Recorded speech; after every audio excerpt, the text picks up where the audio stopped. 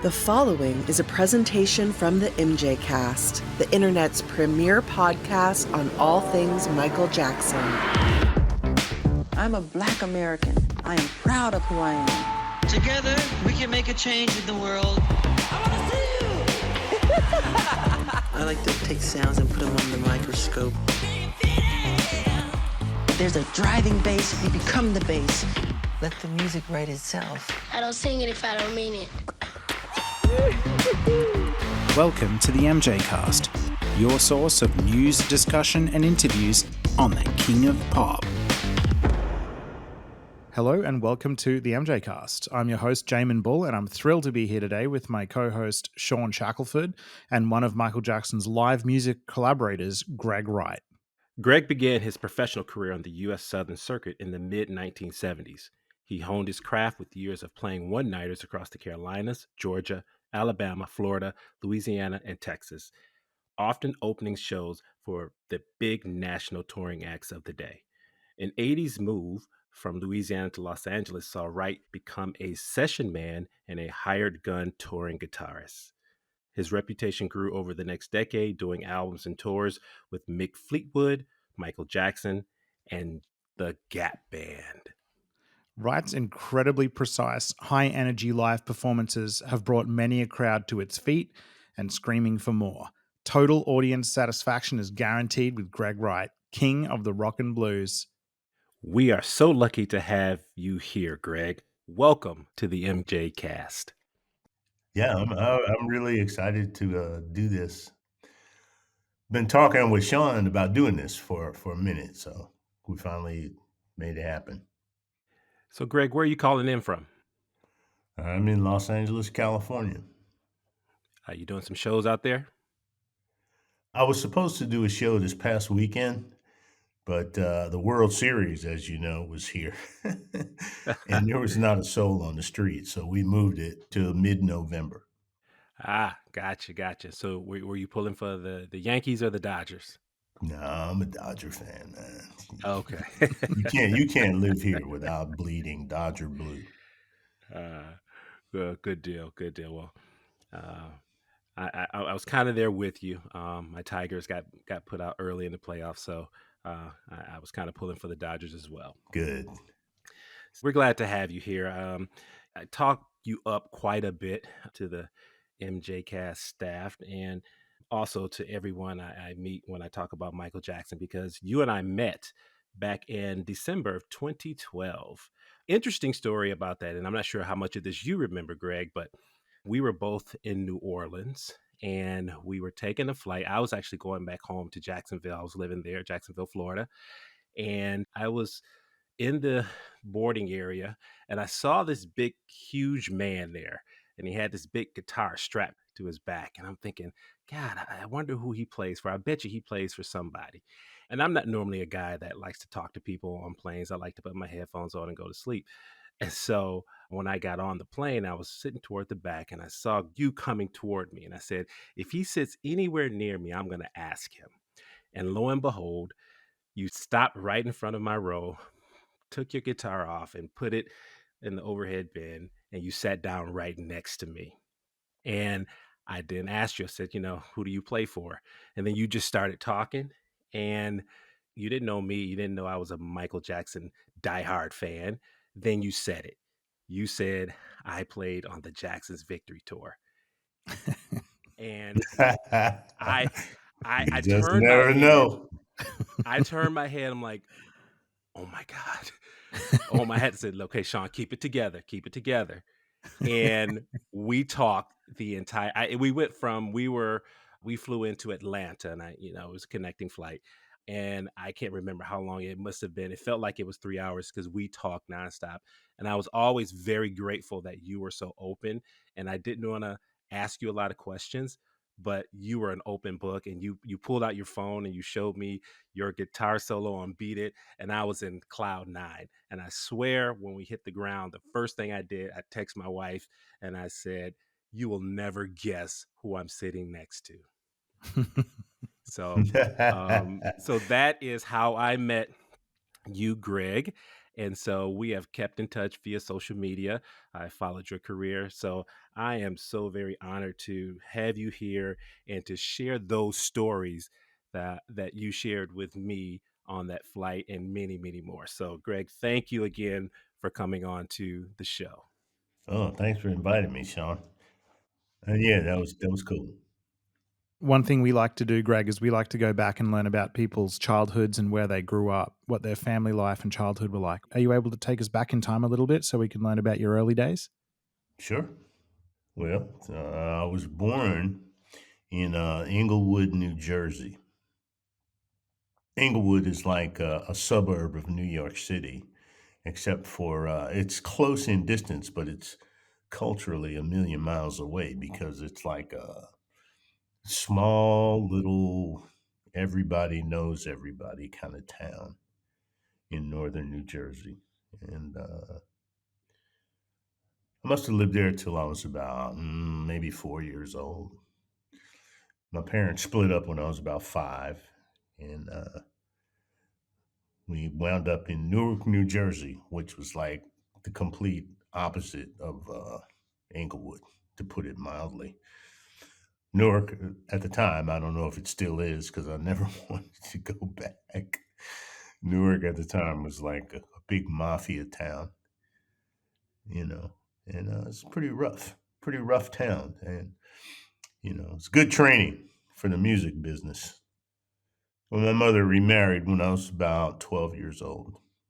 And she remarried a career military man.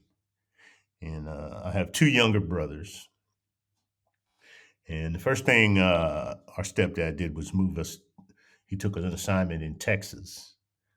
And Texas was like, again, this was like a million miles from New Jersey, completely different.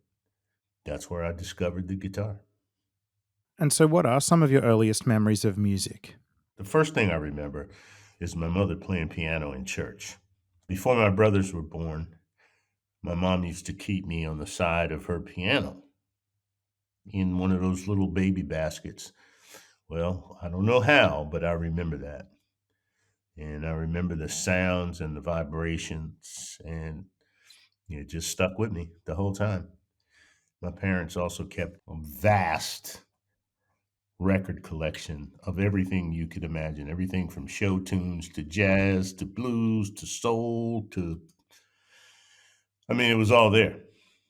And we used to sit around more than watching television. We used to sit around as a family and just listen to records and make comments on records or, talk about records. Just, you know, that was our thing, music. And can you remember any particular genres or artists in particular or bands that you gravitated towards most in those early days? Early on, we listened mostly to jazz. My parents were big jazz fans. So I remember the first record my mother bought when we got a new stereo was A Taste of Honey by the Victor Feldman Quartet. And that just knocked us out, man. It just knocked us out, knocked us flat. And really, when I go back and listen to that, I realized that that particular record kind of formed the whole basis for my musicianship, my later musicianship. I had taken, without knowing it, I had taken a lot of the concepts, modes, melodies, rhythms from that one single record. And it gave me a really vast understanding without really realizing that I understood. Right, right. I'm a guitar player myself, and I've always been interested in other players and how they got used to the instrument in their earliest times playing it. Did you have formal lessons or anything like that, or did you just organically just start playing around? Never had formal lessons the way people think of formal lessons. What I did have, though, was my first rock concert I ever went to was Jimi Hendrix. Wow, that's what an Oh, introduction. wow. Exactly. That was 1970. I was just about to go into the 10th grade. I saw that, and I'd been playing guitar for about a year and a half at that point. I wasn't really any good. It was just more of a hobby. That concert is what opened the floodgates for me. It was like, man, that blew me away so bad. This was like a life-changing event, you know? And I came away from that just sitting in the car on the way back home, and I'm thinking to myself, I'm going like, fuck, I gotta learn how you do that, man. How do you what just happened? You know, I gotta learn how to do that. I gotta know what that is. And that always stuck with me. The thing about Hendrix is, you know, people will sit there and they kind of look at it from a one-dimensional point of view. Oh yeah, you know, rock and roll guitar, you know, loud, blah blah blah, this kind of thing. But what I realized very early on is that Hendrix was very broad as an artist and as a guitarist. If you listen to him carefully, you heard everything. You heard R&B, you heard blues, you heard rock and roll, you heard jazz, you heard everything embodied in this one person. So for me, he was like the hub of a wheel that went in all directions. And that's what I took away from that. So listening to Hendrix really early on in my musical journey enabled me to go into other things because you know, I like to play Latin, I like to play jazz, I like to play rock and roll, I like to play the blues, I like to play it all. To me, if it has notes, it's just music. Right. Right. We're hoping you could tell us about what your first big break was in the industry in general, in the music industry. The very first one was I got a chance to almost, not quite, but almost go on tour with Gregg Allman. That was my first brush with like a major artist. Mm-hmm. They flew me out to LA and rehearsed with those guys. Gregg Allman was gonna do a solo tour. And it never quite got off the ground, but what a great experience. And that was when finally figured out that I could play on a professional level. Okay, and so by the time you had eventually scored that victory tour gig and started working with the Jacksons, had you had much professional experience touring before that? Before I got the Jackson gig, I'd spent a couple of years touring with Spencer Davis. Mm-hmm. Oh. Mm-hmm. And then, you know, just about a million one-nighters on the Southern Circuit doing my own thing. Got it. Okay. You know? I'd never been a side guy. I'd always been out front.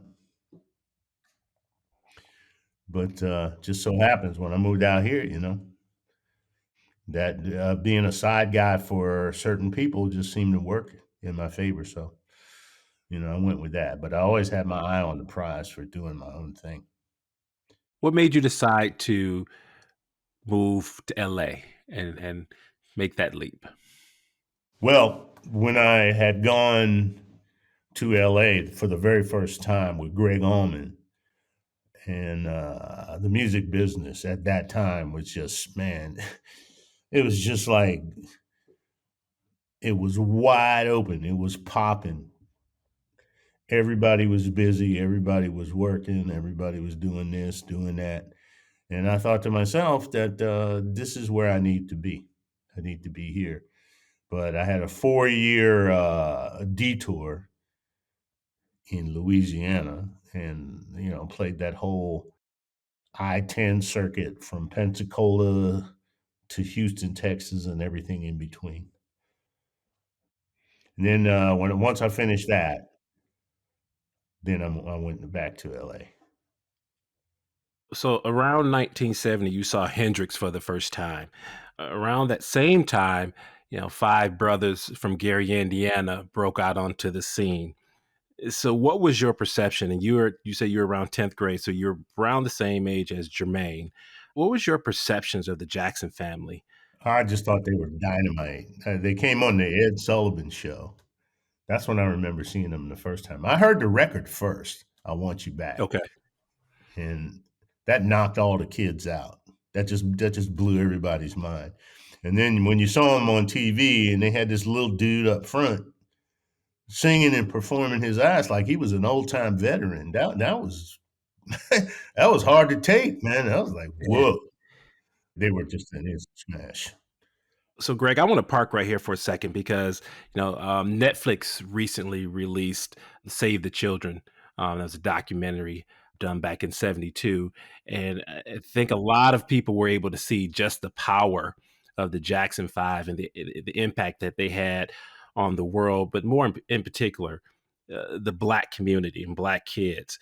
So, I just want to know, especially Tito and Jermaine, what was it like as a up and coming Black kid musician to see them up on the stage, commanding the stage? I've read artists like Babyface, Lenny Kravitz, Marcus Miller, and others.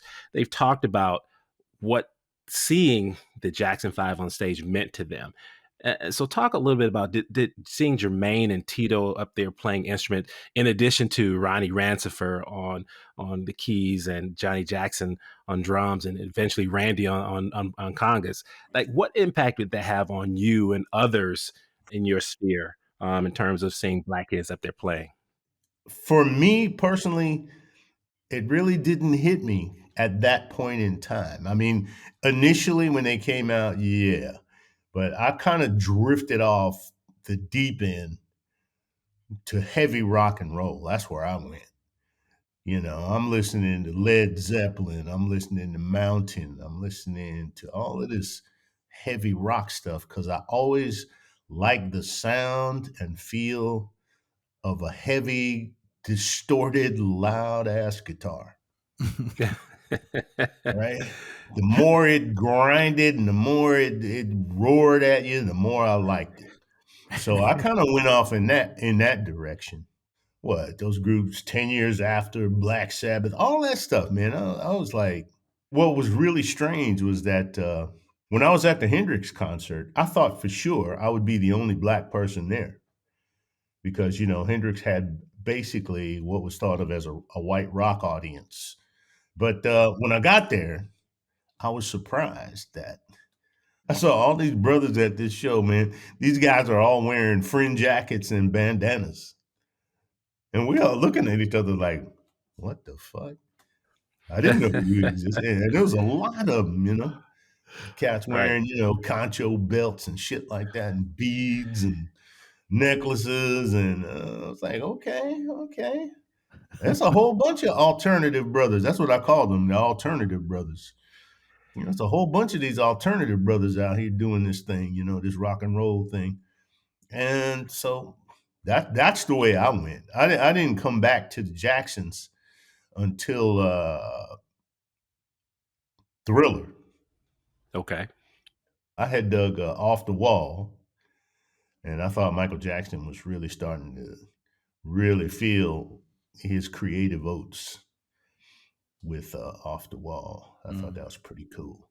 But man, when they came out with Beat It, I lost my mind. Matter of fact, I had a declaration to the universe when I first heard that. Is that right? Yeah, I was with my buddy Matt Sorum, and Matt, he's like one of the world's great drummers. He's played in Guns N' Roses. He's played with the Cult. He plays with Billy Gibbons from ZZ Top. He's a bad dude, but we were hanging out at that time and playing together. And he said, "Yeah, man." He said, "You heard that Eddie Van Halen, Michael Jackson tune called Beat It?" I said, "No, man, I ain't heard that yet." Right. And just as if on cue, it came on the radio as we're driving around. And I was like, shit. I said, damn. And I heard that and I went, you know something, man? He said, what? I said, I swear to God, hearing that, I know I'm going to play with these dudes one of these days. They're like, really? I've had a few of those in my life, by the way. I said, "Yep." I said, "Hearing that," I said, "They're gonna need what I do, guaranteed." Good deal. I love the direction you're going in there. That's really made me think about how Michael himself, in his own music over the years, gravitated on each album pretty much towards that heavy rock sound, Mm-hmm. starting with Mm-hmm. Thriller. And then in Bad, you got Dirty Diner and Bad. You got Give In To Me on Dangerous. You got him doing Exactly. Come Together on History. And then it's like Michael wasn't willing to be pigeonholed as one kind of artist, like a funk musician or a R&B or whatever. He wanted to experiment with rock. And I even remember an example of that. We spoke to another guitarist who worked with Michael called Tommy Organ, who played on the This Is It tour in the Rehearsals. And he and Michael took the song Threatened from Michael's last album, Invincible, which is, sort of an R&B kind of New Jack inspired jam, I guess, by Rodney Jerkins. And that was turned into a very heavy guitar piece for his final tour. I love the idea that Michael wasn't satisfied with one type of music and did want to experiment with heavy rock here and there as well. Well, I'm sure he had the taste for rock to begin with, but what really brought it to fruition was the first day we met Michael at rehearsal. And we had been rehearsing for about a month, and we never saw hide nor hair of him. He never came to the rehearsals. All of a sudden, one day we're at this rehearsal hall, and we're playing. I got my head down. I'm concentrating on the part, and all of a sudden, everybody goes quiet, and I'm actually irritated. Like, man, what are y'all stopping for? What's going on? All of a sudden, everybody looks up, and there's Michael standing in the doorway. And everybody's like, oh, shit, kind of snapped to attention. And he's like, oh, man, what did y'all stop for? What did you stop for? That was really great, blah, blah, blah. So anyway, make a long story short, he comes up on the stage and he introduces himself to each person. Yeah, my name is Michael. What's your name? My name is this. Why don't you play me a little something? So everybody plays him a little something. And he makes his rounds through the band. And at this time, I'm the new guy, and I'm the last one that he meets and greets. And he said, yeah, man, I'm Michael. What's your name? Yeah, I'm Greg, man. Okay, yeah. He said, hey, man, my brother told me that you played a Beat It solo amazingly. You want to play a little bit of it for me? So at the time, I had just gotten this brand new Mesa Boogie guitar rig that it'd blow the roof off the Houston Astrodome. It was that kind of amp, And so in a split second, it was only a second, but it seemed like a long time in my mind. I thought to myself, I'm going like, well, let's see. I've got the world's number one pop star standing here wanting me to play something for him. Should I be polite and play it nice and, or should I just be real and just blow his fucking head off?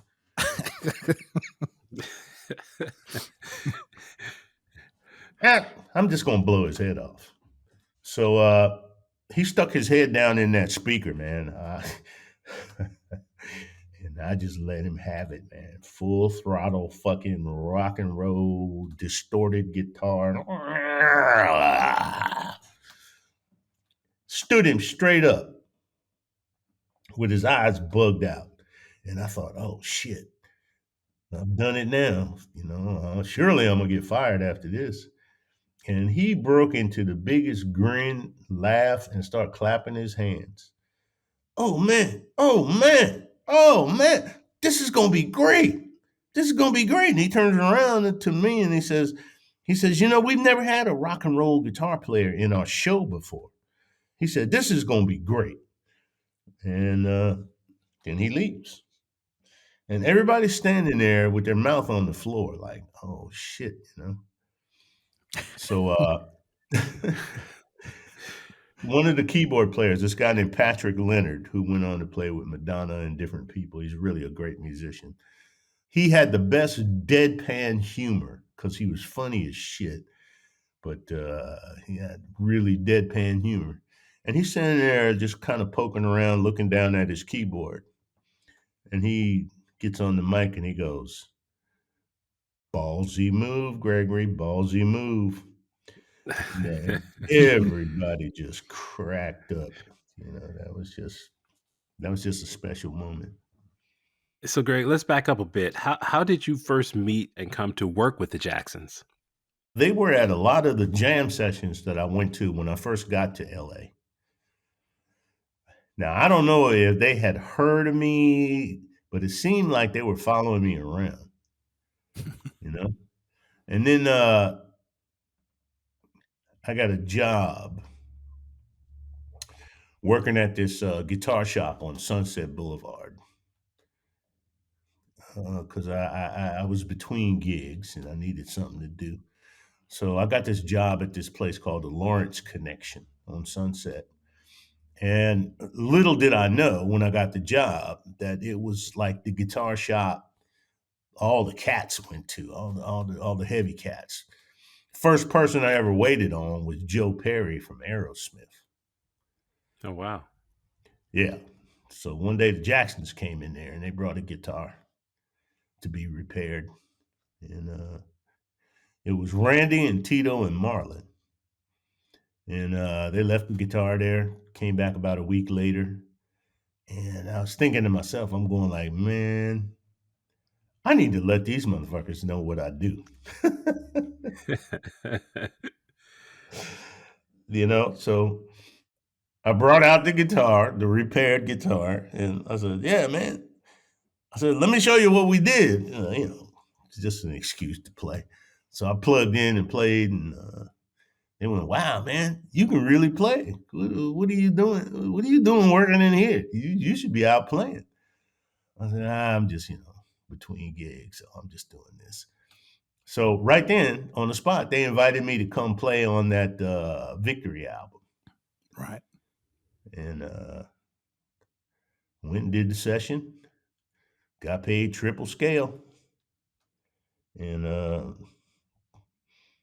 they eventually invited me to the audition for the Victory tour. They told me, they said, we can't give you the gig outright, but you can learn and come to the audition, and if you're up to snuff, you'll have the gig. Well, I took it upon myself to learn everything from I Want You Back to Thriller. And wow. Most of those records had either 2 or 3 guitar parts on them, and I learned them all. So that when I went to that audition finally, man, wasn't nothing I didn't know as far as their music was concerned. So talk to us about the audition in particular. When you arrived there, were you given freedom to play whatever you wanted, or did they give you songs they wanted to hear? Well, let me tell you about this audition. This audition was something, man. There was about 200 guitar players there, 200 of the best guitar players in this city. Everybody was a badass, okay? So I decided to play a little psychological game. When you walked in this rehearsal hall, in the hallway were all these guitarists waiting for their chance to audition, and it literally sounded like a beehive because everybody was getting their last few licks in before it was their turn to play. So when you walked in this place, it was just this big kind of sound going on. Well, I didn't do that. I walked in dressed like I was already in the band. I had my sunglasses, I had my rock and roll shit on, I had my hair fucking right. I mean, I was looking right. And I think I had on some leather jeans or some shit. And I walked in and I put my guitar down and I sat there and didn't say a word, didn't make a move, didn't pull out my guitar, because I'm also thinking to myself, man, if you don't know this shit by now and you got to pull out your guitar, it's already too late for your ass. you know. So I knew I was prepared. So I came in, sat there just cool as a cucumber. And I could tell I was bugging some people. Like, they're looking down the hallway at me. I'm sitting there cool as a cucumber. And they're like, the fuck's up with this guy? You know, he's sitting there like he owns the fucking place. You know? So Greg, when you went in, who were any of the brothers a part of the audition? Yeah, Tito and Marlon were. Okay. Tito, Marlon, and Jackie, they were there. And Okay. I played whatever they asked me to, because they asked me to play specific things. Okay. So did the brothers have specific roles on the tour? For instance, like musical director, choreographer. What were their roles? I would say Randy was more the musical director than anybody. Okay. They all had input, but Randy was he was really hands-on. And he was really the one responsible for bringing me in. And then, Marlon and Jackie kind of took care of the choreography. They all had their input. And I've said this before. I'm a huge Michael fan, but I'm also a huge Randy fan because I always felt I felt like he was very talented in his own right. So can you talk just a little bit about what you saw in Randy, and especially with Randy and Michael together? Because I always felt the chemistry with those two on stage was just phenomenal. Was there something that really stood out about Randy? Yes, his musicianship was just impeccable. This guy could play anything. He played guitar really well, he played percussion really well, and he played the keyboards just exceptional. Exceptional. Matter of fact, I went to his house one time and he sat down at a piano and started playing all this classical stuff, which really blew my mind, you know. And he played it well, like he'd been trained to play that stuff. So the guy was really, and he sang too, sang and danced. I mean, Randy was a pretty phenomenal guy. He was a pretty complete musician / performer. So in those early days of prepping for the Victory Tour and the earliest parts of the rehearsal, I mean, you said earlier that Michael wasn't attending rehearsals for a few weeks or wasn't involved to a large degree yet. So who was calling the shots? Who was talking to you guys about the vision for the show and what the staging was going to be like and all of those things? Well, the rehearsals went in stages. The first month that we rehearsed, we split up the band. Keyboard players, of which we had 3 keyboard players, they all went to Randy's house to work on that stuff, figure out who's playing what. And all the guitar players went to Tito's house. And that would be Tito, David Williams, myself, and Jamon. And we figured out who was playing what. And that's it. And so we spent a month doing that first, just learning parts. Mm-hmm. And then the second month, we moved to a soundstage and played together as a band, as a whole unit. But, no vocals, just getting used to playing as a group. And then the last month, we moved to one of those big Hollywood sound stages. I think, matter of fact, the place we went was called Zoetrope, and it was owned by Francis Ford Coppola. And they set up the whole production there, the actual stage that we were going to be performing on. And with all the lighting, all the lasers, all the everything, the explosions, the this, the that. And we ran the entire 2-hour show 3 times a day. Mm-hmm. Wow. Yeah, so to say we were prepared is like a real understatement. And did you get a sense even early on of the scale of this show and what it was going to achieve? Oh, yeah. I've never seen anything like that. Nobody had. For the longest time, the Victory Tour was the biggest tour in rock and roll history. It's the biggest tour, it's the biggest stage, it's the biggest light, the most amount of lights.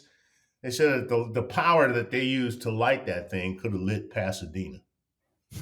Wow. At what point did Michael come in terms of those rehearsals? He came in like towards the end of the second stage of the rehearsals when we were just playing together as a band. You know, nobody's doing any vocals yet. We're just listening to each other. We're just learning to play together and listen to each other. How exacting was he? We hear these stories and we've seen how, how much of a perfectionist he was. How much of that did you get to see? One time he sat down, I forget what song it was, but he was explaining how the parts were supposed to go. Man, I tell you what, he used his chest as a bass drum, used his knee as a snare drum, and he sang all the parts and blew our minds. It was so precise. It was so on point. It was just like, man, he knew his stuff. Leading up to the tour happening, so through all of these rehearsal dates, you said you're performing 3 times a day. I mean, I guess getting ready for any show is not, there's going to be speed bumps. It's not going to be super smooth. But as far as tour prep goes, would you say this was a smooth experience, or were there issues? No, it was smooth, man, because everybody that was on that thing was first, everybody that was on that thing was an A game player, right? And everybody came in with that A game attitude. And the Jacksons, the pressure and the spotlight that was going to be on them, they came with their A game. So, and then all the people that were in the production, the lights, the lasers, the pyrotechnics, all that stuff, the whole thing was just everybody was on their A game. So, weren't a lot of issues, just maybe one or two. I remember one time we had a rehearsal where Michael was trying to get the light person to hit the spot where he was going to stop. And I think we spent a day going over that. But other than that, it went pretty smooth. Everybody came pretty prepared. So, for all the talk of sibling rivalries and dissension on the tour, I've always got the impression that the Jacksons were just brothers who got along and enjoyed each other. Was that your experience? That was my impression. I never saw any of the bickering or what's supposed to be going on, sibling rivalries. I never saw any of that. I just saw them guys work like a machine. Was there a lot of, I know we always hear stories about Marlon being the practical joker and Michael also. Was there a lot of that, a lot of camaraderie, not only among the brothers, but all of the musicians? I never laughed so damn hard in my life at a bunch of stuff. And, one of the ones that really, really was funny as hell was one day during the actual show rehearsals, Michael came in late, and we wanted to go over the song "She's Out of My Life." We wanted to go over it. The band did. So David Williams and I went up on Michael's microphone, and we started singing "She's Out of My Life," but we sang it like buckwheat, right? So we, purposely messing up the words and, buckwheat. So we came out of my night, damn into Tito, and he walked in while this was going on, and it busted him up. He was on the floor, screaming with laughter. We messed him up, man. For the rest of the tour, whenever he sang that song, he would not look at us. He would not look at David, and he wouldn't look at me. And he'd say something like on the slide, like, That's messed up, man. Y'all are messed up. Don't you know? And it was just in good humor, but we got him, man. We got him with that one. How about among you and the other musicians? How well did you all get along? Uh, well, let's see. It took a minute. It took a minute because all the musicians are all alpha dogs. Okay, they're all alpha dogs in their particular field. At that time, I had the mentality of a gunslinger. I just wanted to pull out my 6-shooter and kill you. You know, David Williams and I, when we first started that tour, I don't think we liked each other very much. He was, like a solid rhythm, funky guitar player, and I was like this rock and roll shred guy, and we just didn't see eye to eye. I realized part of the way through the tour that this dude had an ability to make an entire band move playing rhythm, which is a really, man, that's a really, really, that's a skill that only other musicians are going to really notice. The fans are going to notice it only because they're going to dance, but they don't know that there's one guy that's like triggering all this. They don't know that, but the guys that play do. I'll tell you, I gained a whole lot of respect and admiration for that guy. You know, I think the keyboard players were kind of bitchy at each other at first too. But they kept it under wraps. And everybody, you know, became good friends. We were all, that's like I would say being on a tour in a band is not that different from like taking a bunch of guys in the army and putting them in a combat situation. The only difference is we're killing people with music. We're not killing people with bullets. But it's the same mentality. It's the same mentality. Let's talk about Tito Jackson for a second, who tragically passed away just a month ago or so. Mm-hmm. And rest in peace, Tito. Yeah. We want to talk a little bit about him as a guitarist and also as a collaborator of yours also. Mm-hmm. So how did you all figure out what parts you would each be doing? How did Tito land on the parts that he would be doing? And would you also be able to characterize him as a guitarist as well? Tito really, I had no idea about how good of a guitarist he was, but we used to I used to go up to his room and sneak him cigarettes because he was supposed to be quitting smoking. And I was smoking at the time. And he called me up, "Hey man, can you bring me a couple cigarettes?" I said, "Yeah, man, I'll bring you some up."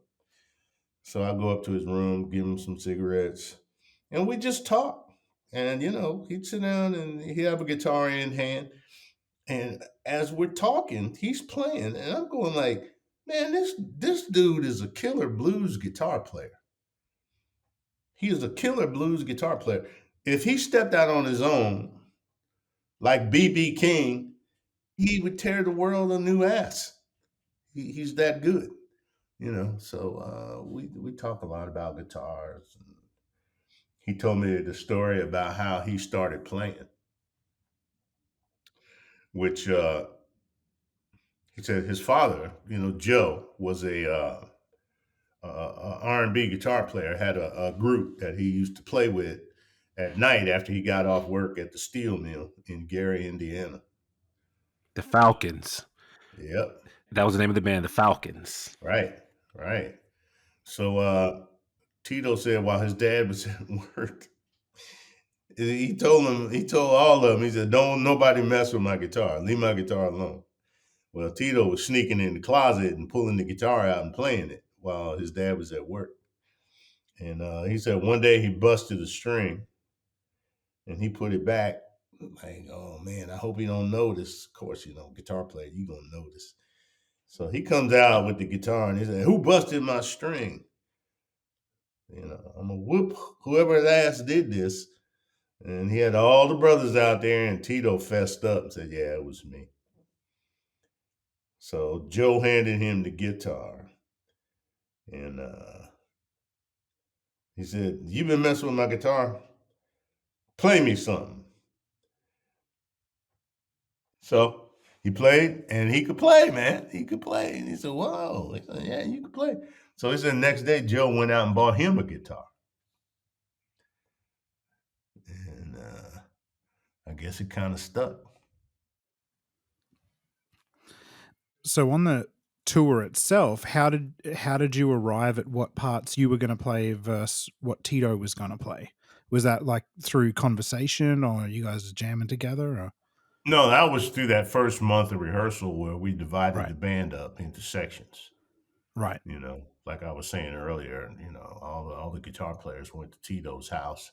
All the keyboard players went to Randy's house. And we sat down and banged it all out and worked it all out. And do you recall Tito being particularly keen on playing certain aspects of songs? What would you say he gravitated towards most as a guitarist? Most of the stuff is just everybody played to their strength. Mm-hmm. Like David, that's David on Billie Jean, that famous riff on Billie Jean. That's David. That's his kind of thing. I would just fill the gap wherever I was needed, and then Tito would take another part. But each person just played to their strength. Got it. And what would you say Tito's strength was? Was it more, because I know he had to be a part of the show in sense, like, of choreography and being up front with his brothers. But what would you say his strength was? Because Greg, I agree with you, and I've always thought that it was a missed opportunity back in the 70s where Tito should have, I can imagine if they had come along now, there would have been a collaboration between Tito and BB King. There's a video that floats around of him playing the blues. I think it was in Mexico, that Mexico show, where Tito shows his chops. Yep. So what would you say his strength was on that particular tour? Because when I look at it, you did more of the rock stuff. Felt like David did more of the rhythm stuff. Where did Tito kind of land in there? Tito had a knack for those little parts that maybe the public doesn't really hear, but they're the glue to the whole thing. Mm. And he had a knack for that. And he had a knack for hearing it and playing it and presenting it to you. He did this solo on Heartbreak Hotel, right? Did he do the guitar solo there? No, I did. Was that you? That was me hiding in the shadows. Okay. But he had to dance. He had to do all them moves, and that's a difficult solo. So you ain't gonna be doing all them dancings and movings, and play that solo accurately. And they wanted it to be like spot on. So when that would come up, I would just kind of drift to the back so nobody could see me, and I would play it. Okay. But he had a knack for "You Are My Lovely One." Mm-hmm. Lovely One, yeah. Yeah. There's a little guitar part in there that I never heard until he pointed it out to me. And I was like, damn, that's the glue to the fucking song right there. Mm-hmm. That's it,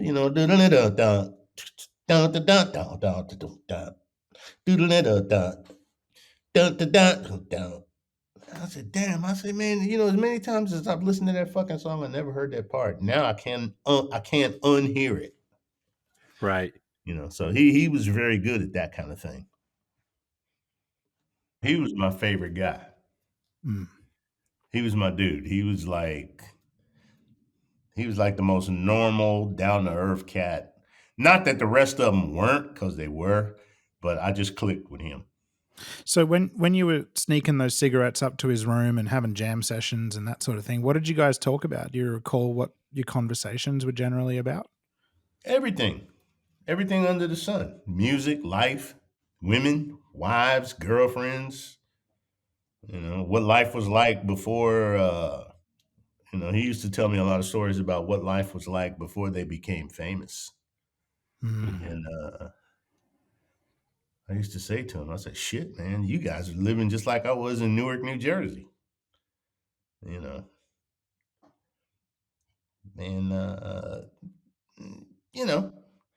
just regular old in the hood black life. Right. So I guess this is the question everyone will want to know. What brand of cigarette did Tito smoke? I think he smoked whatever you brought him. Okay. At the time, I was smoking Marlboro Lights, so I brought him some Marlboro Lights. Okay. So I have to ask that question because my dad used to smoke Cools. So I grew up in the cool Miles home. Yes. That's the cigarette of the hood, either Cools or Newport. Yes. So Gregg, you touched on Mr. Jackson that is, Papa Joe, or the Hawk as the family affectionately called him. Talk about what it was like to see and experience the Hawk. Well, I had a really great experience with him, and he's another one that became one of my favorite people. But I didn't know who he was. I didn't know what everybody was talking about, because I came into the rehearsal one afternoon and everybody was in a panic. And I was like, what's going on? Joe's coming. And I'm like, who the fuck is Joe? Everybody's like in a panic and in an uproar and acting all crazy. So I didn't think nothing of it. I didn't know, so I got to my little station, plugged my amp in, and all of a sudden the door to the rehearsal place opened up, and this phalanx, 2 columns of bodyguards all wearing suits, look like a scene out of Goodfellas, come walking. And this little guy that looks like a black version of Vito Corleone comes walking in, got a little shoulder cape on. Everybody's like, oh shit, that's Joe. And he walks in, and the bodyguards pull out a chair for him to sit down. He sits down in front of the band and gives us permission to start. So we start hitting, and I still haven't put this together. And I'm thinking to myself, man, fuck Joe. He don't look like no big ass deal to me. Fuck, I'm gonna kick his ass. That's what I'm gonna do. So I started acting a fool on stage, man. I started doing all that dumb shit, I started doing all that Hendrix shit, playing the guitar with my teeth and just way out of line. And when we finished, brothers looked at me like they wasn't too happy, And I walked off the stage thinking to myself, well, it's nice while it lasted, but I think I just blew it. So I'm standing there, putting my guitar away. I see out the corner of my eye, here comes Joe. And I thought, oh shit, I ain't even gonna make it out the building. I'm gonna get fired right here on the spot. And Joe comes up and grabs my head and puts my face right up against his. And he goes, I'm so glad you're playing with my boys. I was like, what? I'm thinking this shit. What? He turns around and he addresses the whole rehearsal. And he points at me and he says, this kid right here is a performer. He's a performer. You see, plays his ass off too. He's a performer. Everybody can learn something from this guy. And I'm like, from that point on, nobody gave me any shit on that tour ever. Nobody gave me any shit, And I realized later on that, of course Joe liked what I was doing. He was a guitar player. And them old R&B cats, they were the originators of all that playing with your teeth and behind your head and all that kind of stuff. They were the originators of that. So that was some stuff that I'm sure he was familiar with, and it probably took him back a little bit and made him laugh, you know. But nobody gave me any trouble after that. So did his sons stand at attention? Did everyone kind of stand at attention when he entered the room? Oh yeah, oh yeah, he commanded respect now. Even though they were adults. Yeah, you're adults, but you know, I mean, if I see my pops, I'm at attention. You Right. know, even though I'm a homeowner, I'm a husband and a father and all this other stuff, but still, you know, especially them old school dudes, man. Them old school brothers, they just command respect. They just do. Yeah. No, I agree. I think we both had we both had fathers that were raised were raised in the South, and yes, that's a different breed. Yes, sir. So, Greg, you've done the rehearsals. Now you're on tour, and you're on tour with Michael Jackson, and you're seeing it every night. Hmm. What is that like? I would have to say it took me probably the first 10 shows to not just be just gobsmacked by all of it, you know? Because them first like 10 shows, I would say, I mean, I was in it and I was aware of it and I was aware of what I was doing. But at the same time, I'm going like, holy shit, do you fucking believe this shit? And especially in my case, because before I got the Jackson gig, I had been basically living in my van. I had been homeless for about 6 months. Oh, wow. Oh, yeah. Oh, yeah. See, when the Lord is going to bless you, a lot of times the blessing comes after you've been humbled. Correct. And, you know, I had always had that guitar player attitude, you know, that gunslinger attitude. I'm going to come in this fucking saloon and I'm going to kill every last one of you motherfuckers sonically. That was the attitude. You know, 6 months living in my van, boy, that just cooled that bullshit out right away. You know, and you know, when I was going to get that blessing, there was going to be no room to be arrogant and uppity about it. I had to be humbled about it, and that's what happened. So I was grateful. I was grateful, and I was not going to be arrogant about it, and I was going to stay grounded, and I did. So you say it took you the first 10 shows. So by show 11, what were you experiencing? Were you just Uh, in the groove of the show, or were you still in awe of Michael? What was that like? no, now I was in the groove of the show because one thing the brothers did that I will always appreciate until the day I die was that they called me up to their room right about that 10th show. And there used to be a guy, his name was Nelson Hayes. And Nelson Hayes was kind of like their road manager. And he came knocking on my door during the daytime and he said, you know, you could never read his face. He always kept the same expression. And he said, brothers want to see you in their room right away. And I'm like, oh shit, what have I done now? And I went up to their room, and you know, you were talking earlier about them being jokesters. So all six of them is in the room, and nobody is smiling, nobody's doing anything. And I come in, and I'm standing there, and they finally go.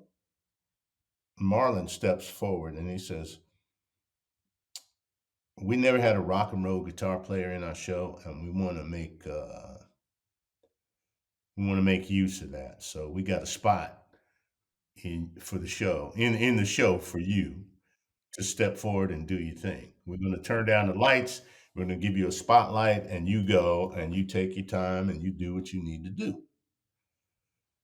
So I'm sitting there thinking, these dudes are handing over a sold out 80,000 person audience for me to do my thing.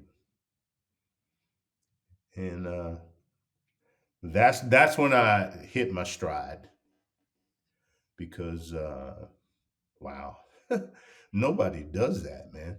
Nobody does that. But they were generous enough and they were confident enough. See, that's another one. That's another thing about them that I really admired was their confidence. You know, a lot of famous celebrity types are actually very insecure, and you know, they want to restrain you or put you behind a curtain or something like that. And they gave me the opportunity to step forward and really let the audience have it. So what song was that, Greg? Working day and night. Ah, so that's a great transition, Greg. I will say one of my all-time favorite Michael Jackson live performances is Working Day and Night. To me, each tour, because I saw them first in '81 on the Triumph tour, and I saw the Victory tour in the Pontiac Silverdome in '84. Every time it just got better and better. Coincidentally, this morning, I'm scrolling through social media, and one of my favorite music scholars, his name is Dewan B. He posted something on Instagram about Working Day and Night, and he called it a song that is the intersection of James Brown funk with Count Basie style layering and orchestration. And you performed the solo on that, and in at least one performance, you incorporated My Favorite Things. So how did you go about approaching the solo of such a funky and complex song? Because the way you approached it seemed to confirm Dewan's assessment of the song. Well, I had heard Coltrane's version of Favorite Things. And I thought to myself, I'm saying, well, you know, that would be a cool riff to incorporate in some sort of way, you know. And that Working Day and Night provided the perfect opportunity for me to do that. When I read that this morning and I thought about your performance, it's like it was just perfect. Like you don't think about a song like that. I wouldn't have, as a kid listening to that, and even growing up, think about Count Basie. And so to hear about your upbringing in terms of, being exposed to jazz, it just felt like it was a perfect combination there for you to be able to have your moment in the sun and have that particular song. And you can use those jazz chops that you heard when you were a kid. Absolutely. That's exactly on point. When I heard Coltrane and McCoy Tyner Yeah. kind of going off on that theme, I was just like, damn, that would fit anything.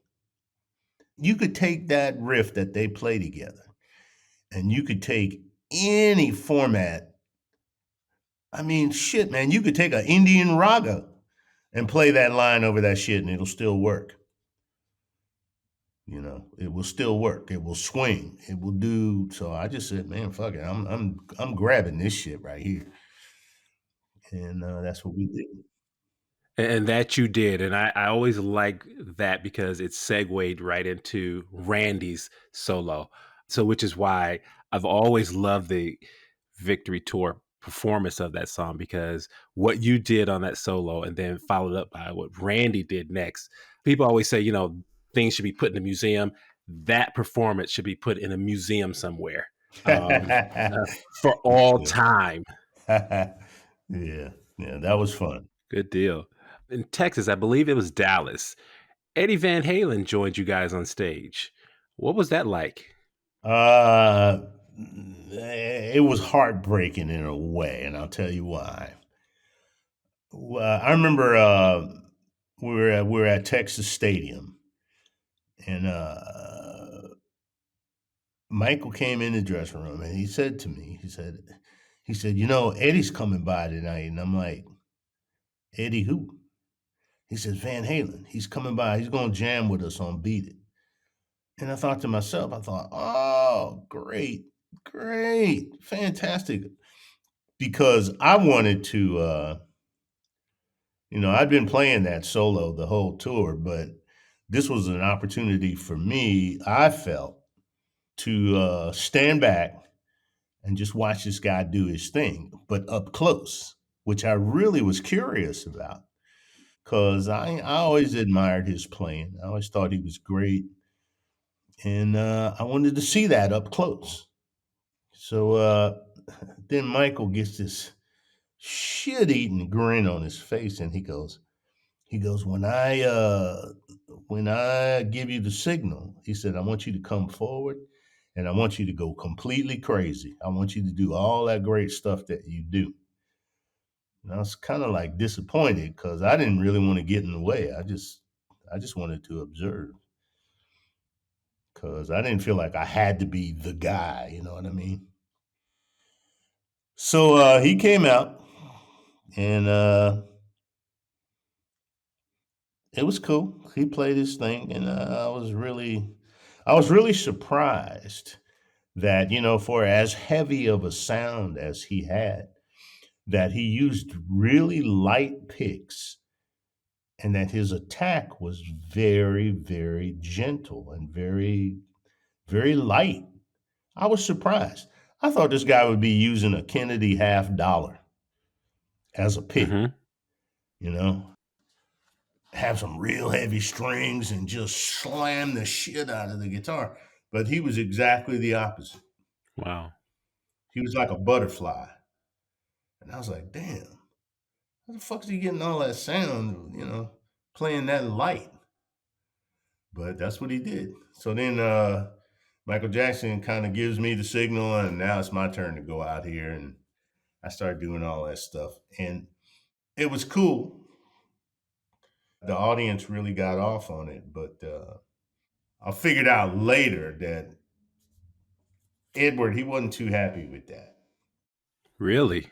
Well, he felt like he'd been set up, and that I think he felt like I was trying to make a reputation at his expense. Right. But I wasn't. I was just doing what Michael Jackson asked me to do. That's all I was doing.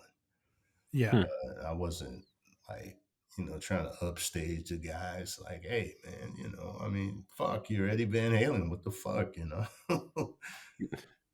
So when I ran into Edward a few months later at the NAMM show, he let me know in no uncertain terms that he wasn't all that happy with what I'd done. So I just kind of left it at that. I've got a question for you, Greg, about Michael's tours and in general. And as you watch them sequentially, starting back with even the Destiny Tour, Triumph Tour, all the way through Bad, Dangerous History. I mean, these tours, as they went on, became more and more theatrical, more and more locked down, I guess, in terms of what was going on stage. Less organic, you could say. It got to the point even in the History Tour where, you had things like tanks rolling out on stage and Michael was lip syncing most of the delivery. But back in the early 80s, especially with the Victory Tour, I mean, I guess I would probably characterize the Victory Tour as really, maybe except for the first leg of the Bad Tour, it's kind of like the last of the really organic live experiences that the brothers and Michael were doing. Absolutely. So I want to know about your thoughts on this. Like, this progression into being more of a lockdown theatrical performance. Do you see that as a sad thing in Michael's performing career, or what do you think about that? I certainly thought it was a lesser thing that he didn't have to do that, But the difference between those later tours and the Victory Tour is that he had a supporting cast with his brothers. All their voices were somewhat similar, so they could do all those parts, no problem. Those later tours, it's just him by himself with a bunch of background cast people. And I felt that was a lot less effective especially from a musical point of view. It was showbiz. It was certainly showbiz. And I probably sound like sour grapes, but I'm not. It's just, you know, man, I'm about the music. That's what I'm Mm. about. That even to this day, I'm still about the music. The power is in the music. The power is not in the performance. The performance is a result of the music. But when it's performance first, music second, you always have a lesser product. It might be like tremendous eye candy, but if you close your eyes and you're listening and you're feeling, it ain't got the same. It just ain't got that same kick ass organic as you say, which I would say I would tend to agree. It ain't got that same thing that organic ass kicking fucking music has. Yeah, I mean, even visually, like with the Victory Tour, you got Michael and the brothers wearing different costumes every night. And it's still very, organic, as you were saying. Whereas you get to the 90s and Michael's flying away on a jetpack at the end of the show. It's like, it became, I mean, that stuff I appreciated when I was much younger, I guess, first exploring and seeing all of Michael's different stuff. But the older I get, the more I just want to watch some of those earlier 80s, 70s Hmm. shows. Yeah, man. That shit is real. That's why. Mhm. Yeah. Greg, like you said, Michael had the power in his voice and in his stage presence where he didn't necessarily need that. So I see exactly where, Jamon is coming from on that as well as you. Just come out there and give it to us. And so that kind of segues into our next question, because during that tour and even Triumph before, my favorite moment was that whole The Rock With You, Lovely One, working day and night, like right in the middle of that show. Like, what were some of your specific, unique memories of a standout, unique vocal moment from Michael on tour? What really stood out? What made the hair on the back of your head, on the back of your neck rather, stand up watching him and hearing him? Human nature. Human nature, because that was like him at his.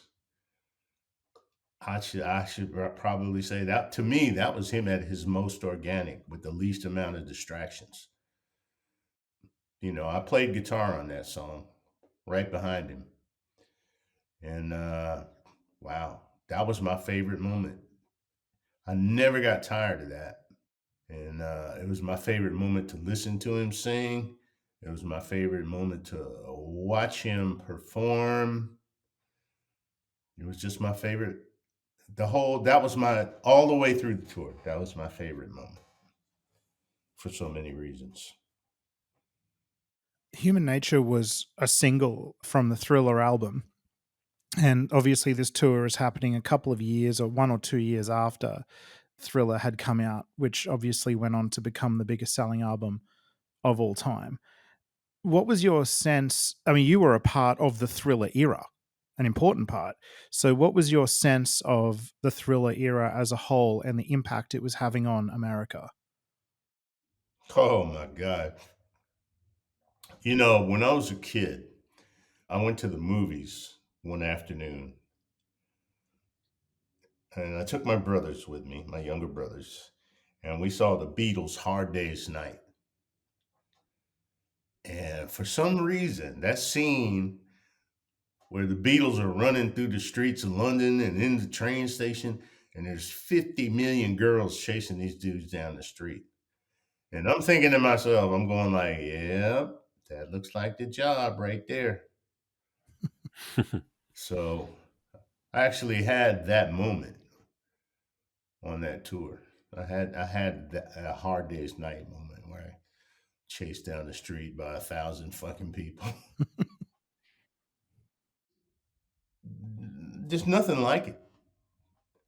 I haven't seen anything like it before, and I haven't seen anything like it since. I think it was the best. I really do. I think it had all the best people. It had the best people playing. It had the best people doing the technical end of things. It's a really special time. So did the brothers sit down and tell you what to expect? Because obviously they had been used to that since 1970. What did they tell you about what to expect? We pulled up to the hotel in Birmingham, Alabama for a dress rehearsal, a week of dress rehearsal. And there was probably there was just thousands of fans outside the hotel. They had surrounded the hotel. And as we're pulling up, I'm riding in a van with Tito and Jermaine. They both are telling me, they're saying, like, hey, when we get out this van, run. Don't let these people get a hold of you. They'll rip you to pieces. They'll fucking tear your clothes off. They'll tear your hair out of your head. It'll just be all bad. So we pull in the alley. They get out and they jump into a service elevator and they're gone. Like vapor. The fucking guys were gone. And I'm standing there in the alleyway thinking to myself, well, nobody knows who I am. I ain't rushing like that. Fuck that. I'm just taking my. And all of a sudden I heard somebody say, look, there's one of them. And then here comes the mob. And I had to run for my life, threw my shit in the service elevator and closed it just in time to hear thousands of bodies bang up on the door of the service elevator. And when I got to the top, Tito and Jermaine are standing there like with this sort of knowing giggle.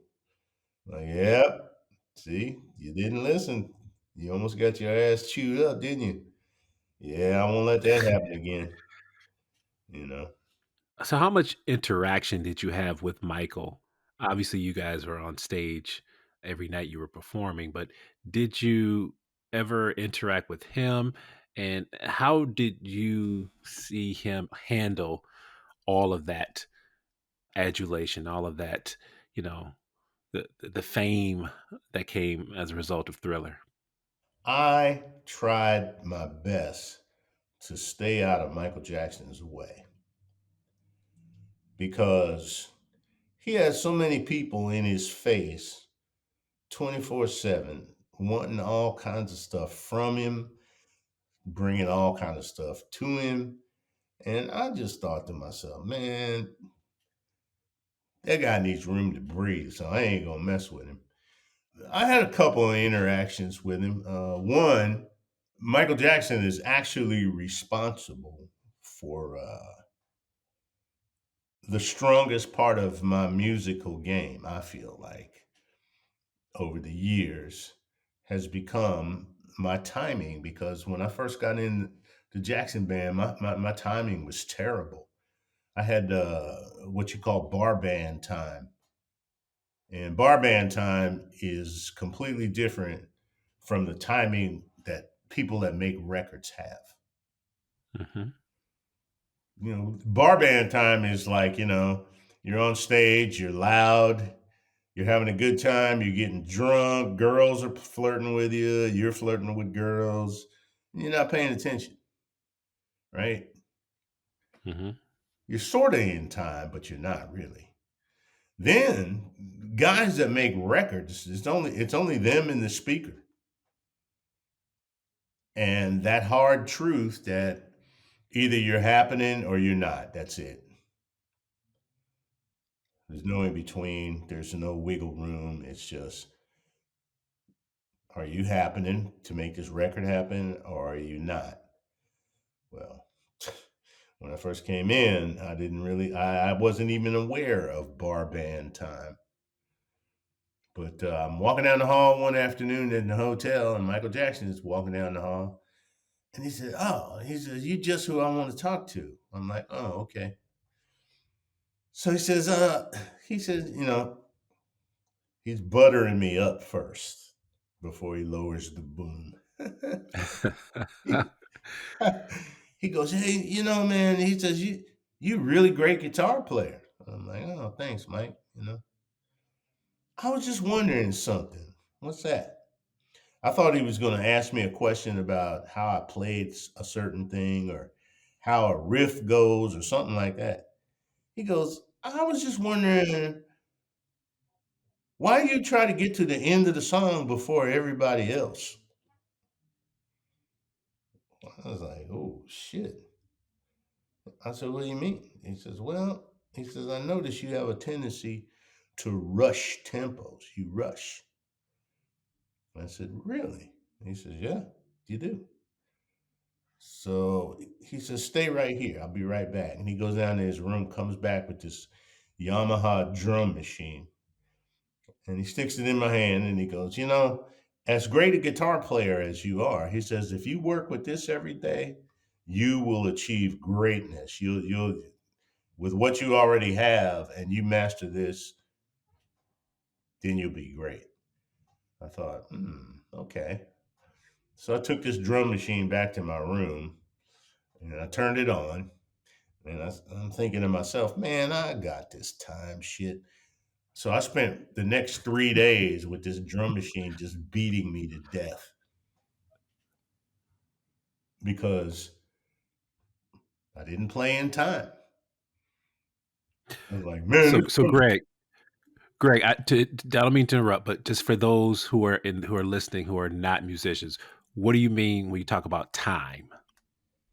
time playing in time. Whatever the drummer sets, the tempo Okay. that the drummer sets, Okay. tit tat tit tat tit tat tit tat. You got to be able to play in that box. You can't go, while he's going tip tap tip tap. You can't suddenly start going dun dun dun dun dun dun dun dun dun dun dun dun dun, which is a natural tendency for a lot of musicians because you get excited, right? But Mm-hmm. you have to have the know-how and the discipline to find that pocket and stay there. That's where the power is. That's where the power is. So I spent 3 days with that drum machine beating me to death before I could finally see a single beat in my head. I could see it. I could see the center of the beat. I could see the back of the beat. I could see the front of the beat. But I never even thought about that before. And once I got that, it stuck with me. So a lot of times when I do recording sessions nowadays for people, they'll tell me they'll say, "Man, your timing is like fucking on point, dude." Well, I got Michael Jackson to thank for that. Wow. Well, this story is incredibly unique, Greg, I must say, because we've interviewed dozens and dozens and dozens of people at this point that have worked with Michael, but very rarely do we hear about Michael the teacher. And, Shawn and I are Oh actually yeah. both teachers by trade. Yes. And I work with students in the classroom every day. And you're talking to us about somebody who saw an area for growth in somebody, chose a method in being able to see them improve. Now, how did you know that you had arrived at the spot where you were where Michael wanted? Was there ever a moment later on where he gave you a knowing look across the stage, or that you had accomplished what he wanted you to do? No, because I knew I'd reached it because I never heard about it again. Right.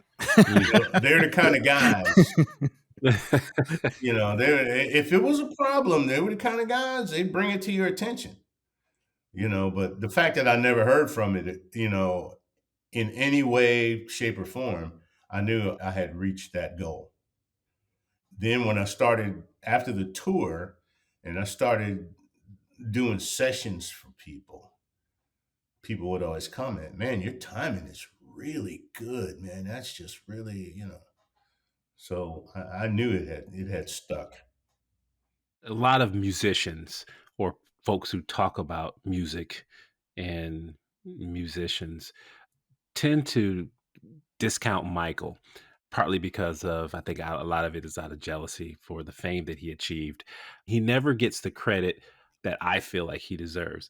But I often hear other musicians who've worked with him say the same thing, and they have a tremendous amount of respect for his musicianship, although he didn't play an instrument.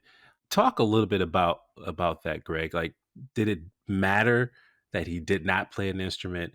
Did that factor into your respect for him, or how you saw him? What do you think about that? Absolutely, because the first indication of his musicianship is the songs he wrote. You're going like, well, that's some serious shit right there. I mean, Hmm. nobody who's a punk wrote that. Right. Right. Then, and this was the proof right here. When he would sit down and describe how a song was supposed to go, and he'd play his chest, his knee, and sing all the parts. That shit was so on point, it was terrifying. And you went, man, this motherfucker knows exactly what he wants to hear and how he wants to hear it. You just had to listen to that and just go, man, this is a real deal here. He don't need a trumpet, he don't need a guitar, he don't need a saxophone, he don't need a keyboard. It's all in him. That's how I knew. He didn't need to play all of his instruments. He was the instrument. He was the fucking instrument. Absolutely. Hmm. What was one of your favorite memories of Michael? Probably my favorite memory of him is one time, that floor that we had on the tour, on the stage, was real slick to begin with. If water hit that stage, it became dangerous, literally. It would just be so slippery. And one time it had rained. We were set up in Philadelphia and it had rained that afternoon. The crew was down there with big old towels drying off every inch of that stage. Well, during the show, I guess the rigging had dripped a few drops on the stage, right? And he had this move where he came from the wings and he ran out there and he planted his foot and he would spin and he'd be right at the microphone. And this one particular night, he ran out there and he hit that wet spot, did his spin, and just kept going. And he flew off the stage into the orchestra pit. And we're just like, I'm standing there with David Williams. And I tell you, David Williams was a funny dude, man. And he goes, God damn. He said, you don't see that shit every day, huh? And he disappeared. We're playing the intro to a song. He disappeared, so we're extending the intro. Finally, I see this. I was wondering, like, man, did he hurt himself? What the fuck happened? Finally, I see the gloved hand come back up on the stage, and then he puts the mic down and he climbs back up, and he's got this selfie-facing grin, and then he gets up, hits the fucking tune like nothing happened. And I thought that moment really, for me, humanized him because I realized that even the great performers have moments on stage that are just like unscripted, probably embarrassing, but you carry on. And it gave me an idea that I'm compiling a book right now. And it's called My Most Embarrassing Moment on Stage Was ... And I was compiling stories of performers. And man, you would not believe some of these stories from embarrassing shit that happened. And I was just sad that he passed before I could get that from him because I'm sure he had a couple of good ones. Yeah, I bet. Speaking of impromptu moments, and it's totally cool if you can't recall an answer to this question, but in the Victory Tour, in all the nights that you performed, do you recall any specific instant where Michael or the Jacksons broke from what was typical, the set list or whatever, and just decided to do something unusual for the audience? No, no, no, no. They had their show. We rehearsed the show to death, and we played it the same way every night. The only time they changed it up is if they realized something wasn't working. Okay. But for the most part, we had to sit down and we just went out and just nailed it. It just got better and better as we kept going. Right. What didn't work? You said they only changed it if it didn't work. So what was an example of what didn't work? Well, let's see. I'm trying to remember. I think they started doing, they initially started doing Ben, and they pulled that out. I remember they pulled that out. We did that about 3 times, and they pulled that out. The other one was they added a couple of tunes. They added Tell Me I'm Not Dreaming by Jermaine Hmm. later Yes. on in the tour. But that's pretty much it. What was your favorite song to perform live and why? Human Nature. Okay. Human Nature. That was the most, that was the most organic, soulful, he stood there and just sang. He just stood there and sang, and I played guitar behind him, and it just worked. That was my favorite thing the whole tour.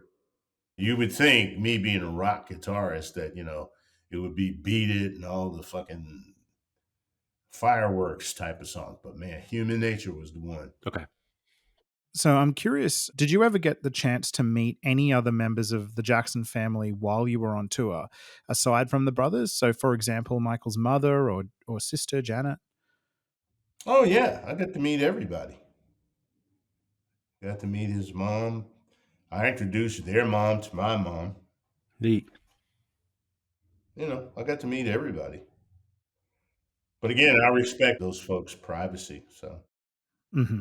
It's funny how earlier on you were talking about Randy as being, sort of in control and this great musician and everything on stage. I saw Janet perform live a few weeks ago, actually, in Paris, and Randy was there.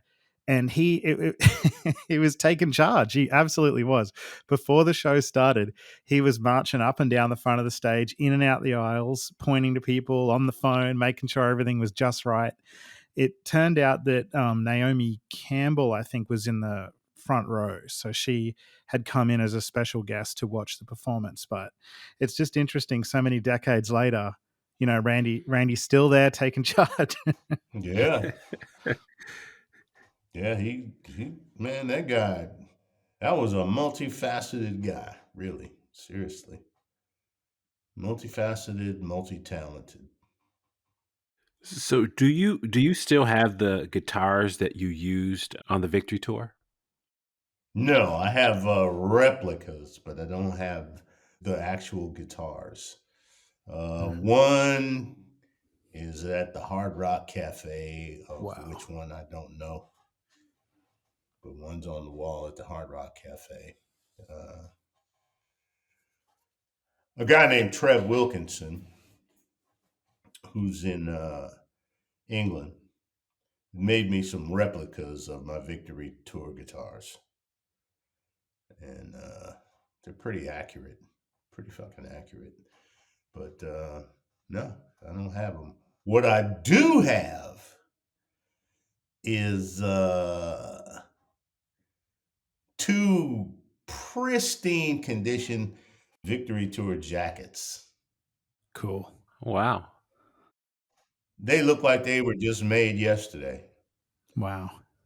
And was the Victory Tour the last time that you worked with Michael? Did you ever come into contact with him again? I don't think so. I work with different Jackson brothers at different times, Yeah. but I don't think I work with Michael again. Yeah.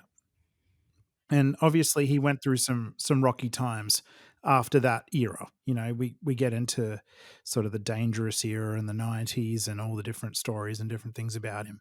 So as you watched from a distance, his life take a bit of a different turn beyond when you worked with him at his, I guess, his peak in terms of his commercial peak. What were your thoughts on how the trajectory of his life went beyond that time? I actually thought that after Victory, he should have taken 5 years off, gone to an island somewhere where he could put a bone in his nose, wear a fig leaf skirt, and carry a spear, literally, and just go away and forget about the music business, forget about all of it. Just go become an organic dude. And I wish he had. I wish he had, because I think had he done that, he'd probably still be alive. Mm. You know, I mean, who cares if you top yourself? Right. You have the world's biggest selling album. Who cares? Who cares if you top that one? What's the point? You know, just let it go, man. Just go be a dude. Go be a dude for a while. You know, go play with the parrots up in a palm tree somewhere. Just have fun. And I feel like he was never able to do that. Greg, why do you think that is? I think it started with him. I think he had this compulsion to top himself. That was, you know, but somebody should have just pulled him aside and say, "Hey, man, come on, dude. You already reached the mountaintop. There ain't no more mountaintops. Just go away for a while. Go away for a while. You know, go away for a while. Do some other shit besides this, because this is only your work life. This isn't your life. This is just your work life. You know, and find you a nice girl, go run up and down the island naked for like the next 5 years, and Right. just do that. And So Greg, I really do agree with you. Do you think that it was because he was trying to get out of the shadows of his family? Because you kind of alluded to this earlier, and I've said this before. Like there was a different energy with Michael on stage with his brothers. Like the Bad Tour was phenomenal. It was outstanding. But I always felt like the Destiny Tour, the Triumph Tour, the Victory Tour, there was a certain energy that Michael had that his backup singers, his everyone else could not capture. So do you think that it was a thing where he just wanted to get out of the shadow of his brothers, just do his and forge his own path? And do you think he should have come back home to his brothers and that would have kind of kept him sane a little bit? What are your thoughts on that? that's what I mean, like trying to top himself. I almost feel like a lot of that later stuff was him proving to himself that he could go out on his own and do just fine. But really, like you said, the chemistry was with the brothers. That's where the power was. So yeah, he didn't need to do that Bad and that other tour or that album for that matter, Hmm. which I felt was subpar. Everybody thought it was great, but I thought it was subpar. I didn't think it was like that album did not stand up to Thriller or Off the Wall, in my opinion.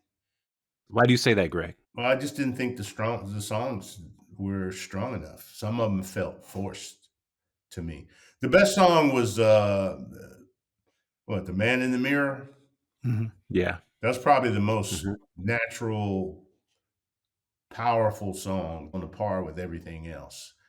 But the rest of it was like, I mean, it was good. It was good, but it wasn't like something that was going to pin, at least not me. Didn't pin me to the wall at all. Hmm. As where, anything off of Thriller just pinned me to the wall. Same with Off the Wall. You know, that stuff was just like, geez, man, this don't let up. Got it. Thank you. Now let's jump all the way across a couple of decades to 2009. And obviously in 2009, mid 2009, June 25th, it was a very sad day when Michael Jackson passed away suddenly during his rehearsals for another world tour. Can you recall what you were doing on that day and how you heard the sad news that your former collaborator had passed away? Heard it on the radio. I heard that somebody said the king of pop is no longer with us. And I was like, what? What were your feelings? Profound sadness, man. I mean, profound sadness, you know. For a while there, I really couldn't listen to his music without becoming just emotionally a mess, especially the song Human Nature, because I could see that, because, you know, we did that together. And I could see that right in front of my, I could see him like he was like right in front of my face every time I heard that song, you know. And it's kind of hard to handle for a while. How should Michael be remembered? Well, he's a giant. He is a giant. He is a musical giant. He's an entertainment giant. And that's what he should be remembered as, you know. I mean, he did some groundbreaking things musically. He broke a lot of ground as a performer. You can't ever take that away from him. I don't think his legacy will diminish. A matter of fact, it's just grown over time. I'm just glad I got a chance to work with him while he was here, and I feel like I worked with him at his very, very peak, the apex of his whole performance life and musical life. Mm-hmm. That's what was the difference in the Victory Tour and everything that followed. Was that I feel like the Victory Tour was the absolute peak of his powers and of that whole Jackson's mid 80s. Just didn't, it never got any better than that, as far as I'm concerned. Mm-hmm. So, Greg, now in 2024, do you ever stop and think, wow, I was actually a part of Michael Jackson's world? I was actually a part of one of the biggest and greatest phenomenons in music and entertainment history. Do you ever stop and think about that? All the time. Think about that all the time. It's a nice notch to have in your belt. It's done a lot for me. When you tell people you've done that or you have been a part of that, well, that tends to open doors. So I'm Mm-hmm. grateful for that too. And I can only imagine it's humbling. And you said earlier, and I wrote it down, you said the blessing comes after you've been humbled. And so in this sense, I don't see it as humbling as you were humbled in terms of broken down, but you were, it's humbling to recognize that you are part of that. So that kind of leads into my next question, because you've been doing some great things. You've been releasing some great music. What are you up to these days? Periodically, you'll go through some sort of, I call it like a land shift. You'll play a certain way, certain things, certain ideas for a while. And then, like an asteroid comes from outer space and blows up your whole world, and you all of a sudden you gotta, you come up or think or play or whatever, just different. And I'm going through that right now.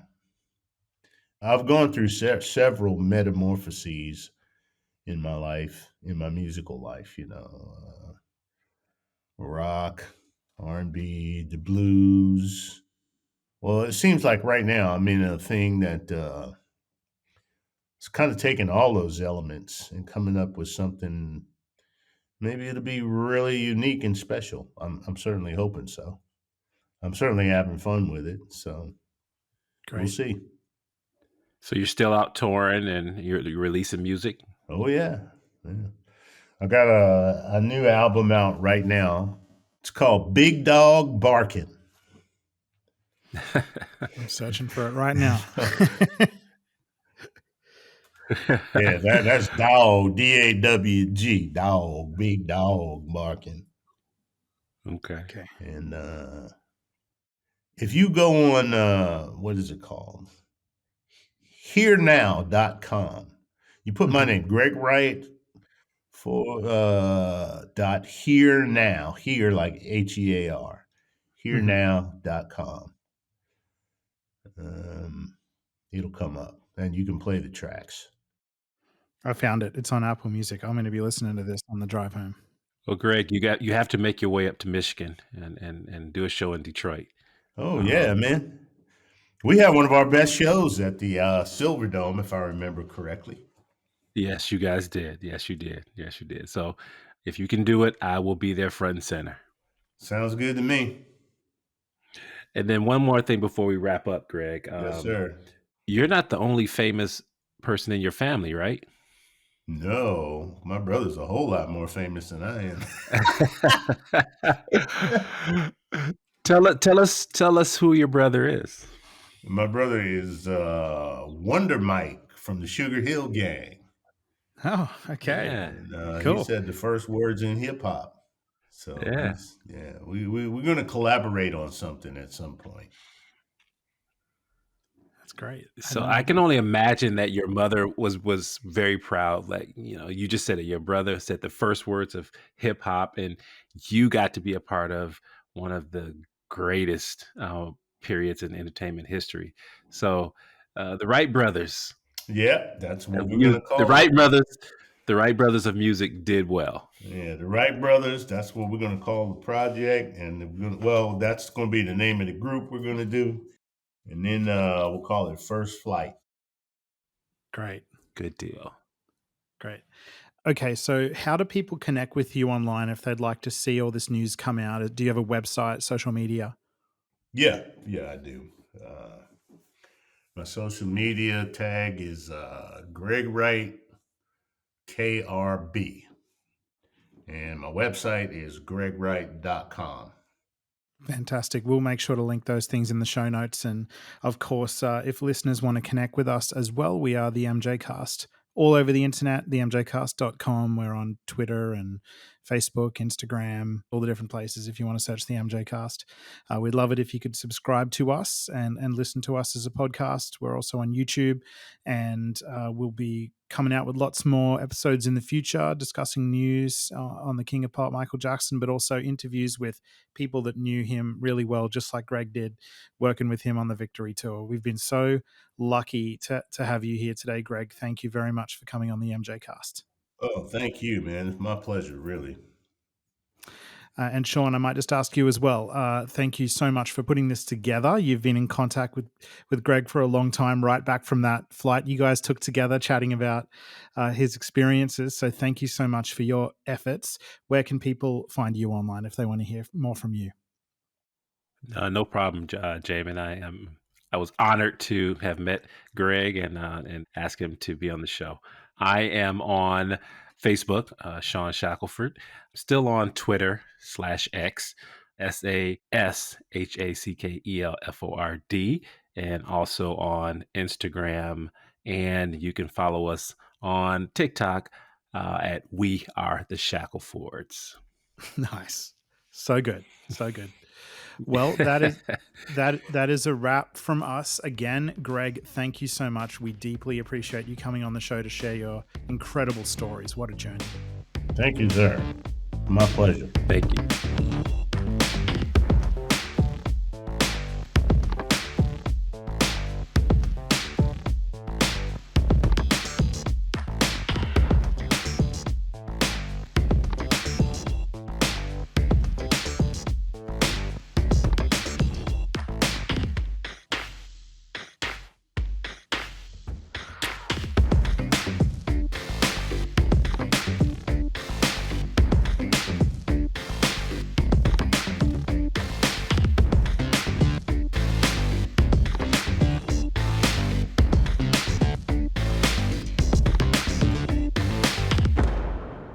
And Greg, I have to ask you, this is a non-Michael Jackson question, but you toured with the Gap Band.